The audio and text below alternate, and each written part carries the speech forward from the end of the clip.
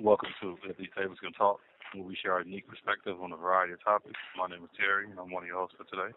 My name is Patrick. I'm one of your other hosts for today. My name is Robert. I'm one of your other hosts for today.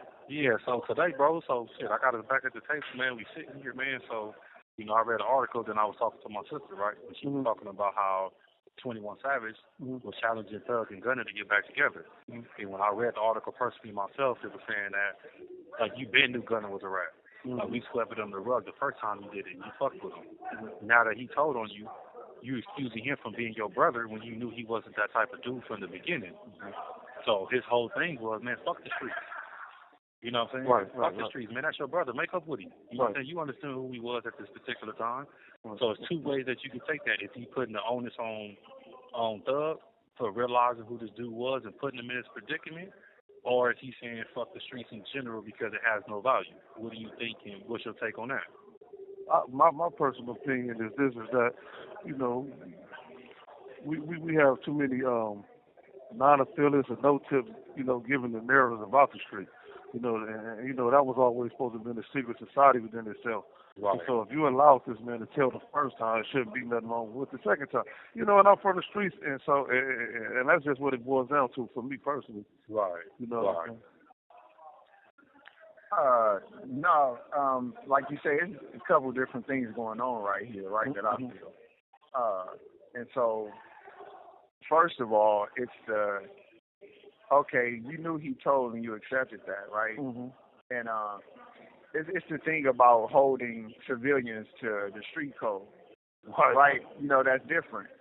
You feel me? Because us who engage in the street activity or who adopts the streets as a part of our lifestyle, we've opted into these set of rules.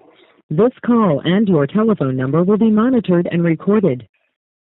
We've opted into this set of rules, and we accepted this as a way of life in our conduct. This is how our criminal network worked with us working together, and therefore we adopt these laws in order to protect us and our criminality. Exactly. So therefore, the act of civilian to live up to some street laws, I always thought that was kind of like, crazy within itself. Right. But on a personal level now, this is what makes it different. Like, you feel me? And this is what makes, snitching and telling a problem. Because although we're not involved in the street life, who wants to be told on, right? Nobody likes that, right? Nobody likes that, right? And it's like, even though he accepted him knowing that he didn't told on somebody, okay, well, you're not a street dude. I don't expect you to leave with the street code. You told on somebody, so what? Now it's not a problem until, guess what? Now he done told on you. Right. And that's what's going on out there, too. And that's why I say this is a different little issue, because it talks about, how we view this thing outside even the streets. Common everyday people view telling or snitching as bad. Nobody want to get told on. Right. Yep. Everybody, right? Right. And so now it's becoming a personal thing. It's not even about the streets, I feel, towards me. It's not about like, oh, I'm holding him to the street code. No, personally, between me and your relationship, now you've done something to me. Yeah, you harmed me. But you personally wronged me now. That's like me messing with Robert, and we're working for Target. And he tell them I'm not really sick. I've been, bullshitting on my off day. Right. It ain't about him now violating the street code. Robert has personally done something to me. This is something personal between me and Robert in our relationship. This is not about the streets and the street code. So I look at what's going on with them two in that context. Right. That, forget the street code. He personally told on me, got me in trouble. So right. What I got going on with him doesn't even really have nothing to do with the street. This is a personal thing that we have going on. You feel me now, to where I dislike him or I don't want him around. And then that's the problem with having people that tell around. Is it because it's the street code and the criminality, or is it because I look at you as a person, as a friend, that this is a conduct that you shouldn't be doing? Right. So is it street or is it personal conduct? But what you feel about that, Terry? I feel y'all right on point. And in addition to that, right, a lot of people get the cheat code to the game. They don't take the steps up, right? So I say, for example, is like when you really come from the streets, you learn to be observant of the people that you're around. And I think it's a false narrative, and I'm mad because before we found out that he told, now we found out he been told. So you introduced a rat to the world, but now you want us to look at him like a rat because he told on you now. Right. Like, hold on, you can't introduce me to somebody that's already flawed from the beginning and tell me to love him, but you hiding his secrets, and then the same secret that you was protecting for your own personal gain. Mm-hmm. Now all of a sudden it hit you in the face, and now are you telling us we should hate him for that particular thing? Because when we come up on the streets, the first thing we learn is we keep civilians out the way. Right, not only do we not only learn to keep civilians out the way, we learn that the homies that we met in the homies, that he ain't about that business either. Exactly. We know this dude ain't with that. We should keep him away from this type of thing.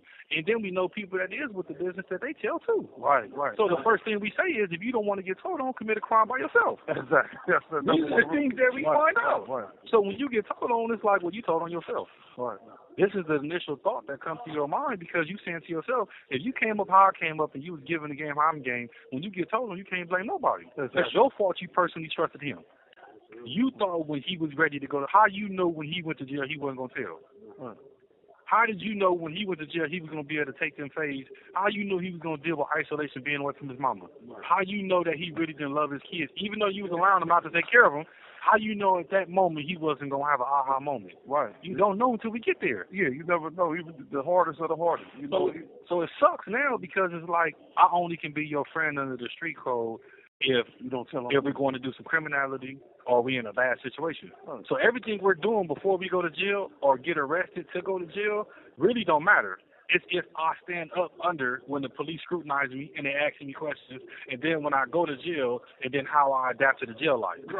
That's the only thing that matters at this particular point. And until that happens, that's when I become a real nigga. So do you have friends then? No, I don't. I believe you have friends at stages. Okay. I believe you have friends at stages, and I believe it changes for us, right? So I think that a lot of part of the onus goes on. I appreciate him saying the streets, but the way he's portraying it and allowing people that's not from the streets to depict what the streets is, and they're just tearing it all down, like this is just what they believe, get rid of them without giving them the steps of what it is, and them taking personal accountability to what's happening. So I think that 21 Savage, I think that's what he's doing. He's telling Thug to personally take accountability because you knew who he was. So don't scrutinize him on the internet. Don't act like he ain't your brother when you knew he told already. Go back and be your brother. But that's what I'm. But this I still gets me back to my point though, because you my brother. Like, look, I could accept it that you told on somebody else, but you know how people feel like things ain't gonna happen to them, or it won't happen to me. Like I messaged you because you told that dude, but in his mind he thinking that he wouldn't do that to me because he's my brother. He wouldn't do that to me. Now that he done it to you. Now, is he looking at him like shit, like, well, shit, you a piece of shit. Like, okay, so let me ask you this. We don't know the original crime that Gunna committed when he told on somebody. We don't know if he involved himself in criminal activity. Right. Now we're talking about Young Thug case. That's a RICO. Right. They might not have did nothing but was rapping and smoking and got tied up in a bigger organization. So we don't even know if Gunna was committing crimes with Young Thug. He probably was just a part of some shit that he thought was cool that was different from his first situation when he was directly involved. Now he was over here on some aiding and abetting shit that he didn't understand the criminality and severity of his actions. So he got caught up under the RICO, which black people don't really know about the RICO. Right. And now they getting him for some stuff.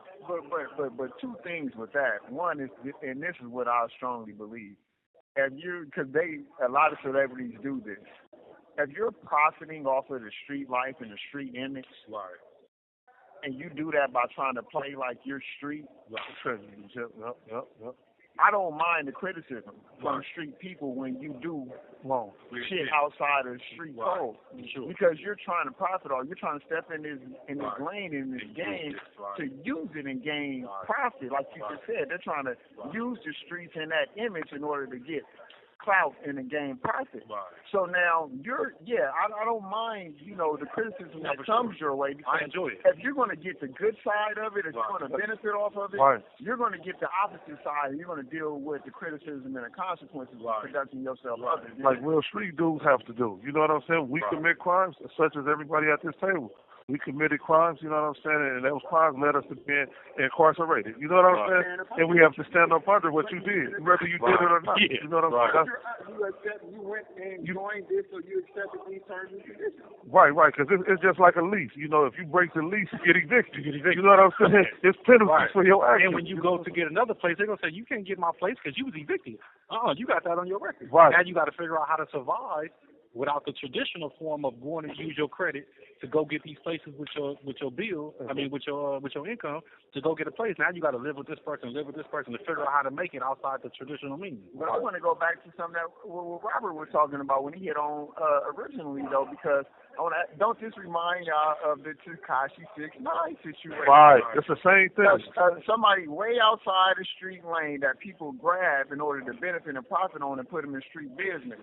Right. But then once he do, some civilian shit, then y'all want to be mad and unexpected. Like it was unexpected, and why you do that? It's an excuse for everything they do. But the thing about it, like you said, we was growing up as friends. Certain homies knew not to be with us. Right. Them the bad boys. They do this, they do that. You had the player homies, you had the gangsters, then you had the killers. You know what I'm saying? Just like you had the dope dealers. But everybody knew their position within the organization. And all the links made the chain rotate. They should have known his position if they was really from the streets. Right. That's the thing, because I know I'm not going to take what I consider my whole life a buster with me to go do a mission. Right. I've never seen you pull the trigger. I've never even seen you have a fist fight. So why would I take you on something that can lead to both our demise or both our incarceration? Right. And then it's crazy because even when you come in with that community, if you slow on game, like they said, I was taught to peep the play from the old school. So when they running by you, it's old news. Right. So when you go by somebody and they feel like you slacking, your mama used to pull you to the side. Hey, that boy ain't right. Exactly. Hey, that boy can tell him. Right. I'm like, hey, man, what's up with him, man? He ain't right, man. Stay away from that dude. So even if you thinking within the street code, because this is what we see, our perception is reality. So they only see aggressiveness. They only see violence. They only see these kind of deceitful ways. And if they can't see deceitfulness and violence and all this mayhem within you, they going to point it out. Right. Hey, that dude go home on time. Watch that dude, man. He ain't straight. Right. Because you want to come out at 9:30. He want to go in at 9. Right. He got a different set of principles he ain't telling you about. But that's the whole thing, is that we adopted at some point in time a subset of principles of what's right and wrong and what's acceptable. At the end of the day, you're dragging a civilian into some business he has no business being in.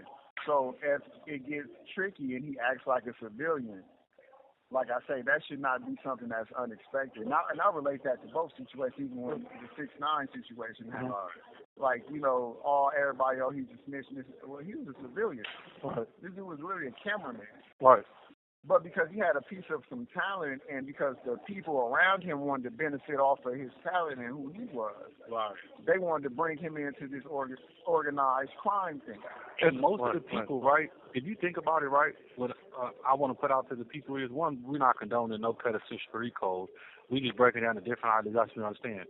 Most people that hang with people that broke the code, whether we know it or not, along the line, we find out that they broke the code somewhere. Right. That's why it was easy for them to hang with those type of people. Right. Because in our code and our culture that we come from, them is red flags for us. We're scared of that type of behavior. So when you comfortably around a person that had told on somebody else and you saying he ain't told on me, then along the way you broke code somewhere, and it's somebody that's going to be holding you accountable and keeping your foot to the fire. We probably haven't seen it yet, but that's why we hear 10, 15, 20 years later, we hear these dudes come out the woodwork. And then it's like, oh, that's why he was hanging with him with no problem. That's why he wasn't flinching when he was doing all the wrong things. He was used to it already. He was already used to it already. And then it's like, how can I throw stones if I live in a glass house? Right. So now I'm not even offended by the buster shit that's going on. I'm not offended by the telling that's going on. I'm not offended by none of the stuff that's not supposed to come within the street code. This call and your telephone number will be monitored and recorded. You have 60 seconds remaining. It bothers me a little bit. You know what I'm saying? But we're going to come back, in a minute, and we'll touch back in again on this topic, man. Appreciate y'all.